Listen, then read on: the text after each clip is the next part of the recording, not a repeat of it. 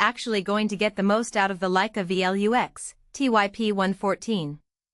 Is it a sensible step up for the casual snapper who's tired of phone grain? Or does it belong in the bag of a seasoned hobbyist who already carries a DSLR or mirrorless kit? And for anyone just looking for a solid all-day point-and shoot, does the price tag make sense? Link is in the description if you want to check the product details on Amazon. I've spent the last few weeks borrowing a V-LUX from a friend who's been using it on weekend trips, and I've also scoured a lot of forum threads and professional reviews to see where it actually shines and where it trips up. The big question that keeps coming up is whether the Leica name, which usually signals a premium experience, translates into everyday reliability, especially when you're not a pro and you just want to capture moments without fiddling with settings. Let's start with the basics that matter when you point and shoot in the real world. The V-LUX packs a 20-megapixel 1-inch sensor behind AF/2.84.0 zoom that covers 25,400 mm equivalent. In plain English, that means you have a true 16 optical zoom in a pocket-sized body, enough to get from a wide street scene down to a fairly intimate portrait without swapping lenses. In the hands of a traveler, that range replaces a whole kit of lenses, which is a major convenience factor. When you first lift the camera, the rotatable 3-inch LCD is one of the first things you notice. It swivels smoothly, so you can frame a shot from low angles or over a crowd without crouching. The display is 920p DOT, which is crisp enough to see fine details in daylight, and it doubles as a menu hub. In practice, that means you can quickly toggle between shooting modes, check focus points, or scroll through your last few images without digging into a deep submenu.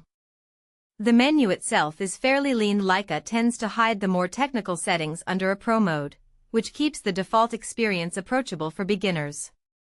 Autofocus on the V-LUX is contrast detect, driven by the sensor's data.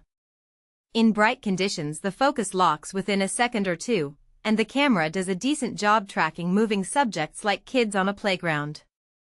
The downside shows up when you push into lower light. The 1-inch sensor isn't as forgiving as the larger APS-C or full-frame chips you see in higher-priced compacts. In a dimly lit restaurant, the focus can hunt a bit, and you might end up with a slightly soft result if the subject moves. That's where the f/2.84.0 aperture helps. At the wide end you still get enough light for decent handheld shots, but the narrower f/4.0 at the telephoto end reduces that margin. Stabilization is another practical point. Leica equips the V-LUX with sensor shift image stabilization that works across the whole zoom range.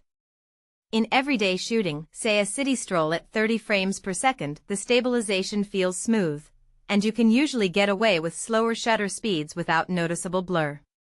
When you crank the zoom to 400 mm equivalent, the system still does its best, but you'll notice a little more shake if you're not using a tripod or a steady surface. For most users, that's acceptable, but if you plan to shoot wildlife at the extreme end, you might find it limiting. Now let's talk about video, because a lot of buyers today are looking for a camera that can double as a vlog or travel video tool. The V-LUX records UHD 4K at 30 frames per second and also offers Full HD at higher frame rates.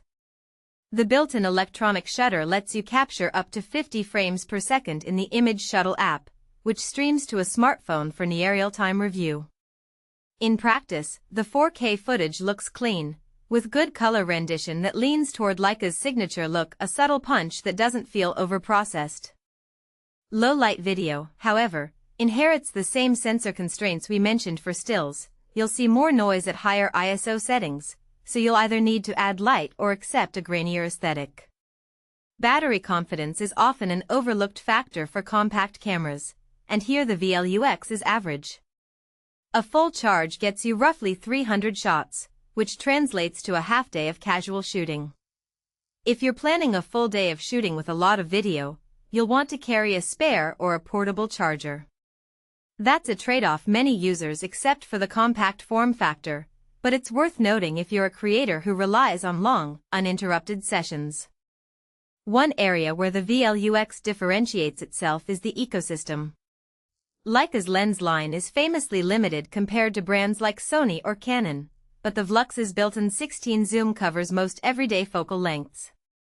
You won't be able to attach interchangeable lenses, so if you ever want a prime 35mm or a super wide 10mm, you'll need a different system. For most hobbyists who want a single, versatile camera, that's not a deal breaker, but for someone who builds a collection of lenses, it could feel restrictive. So, who should buy this camera? If you're a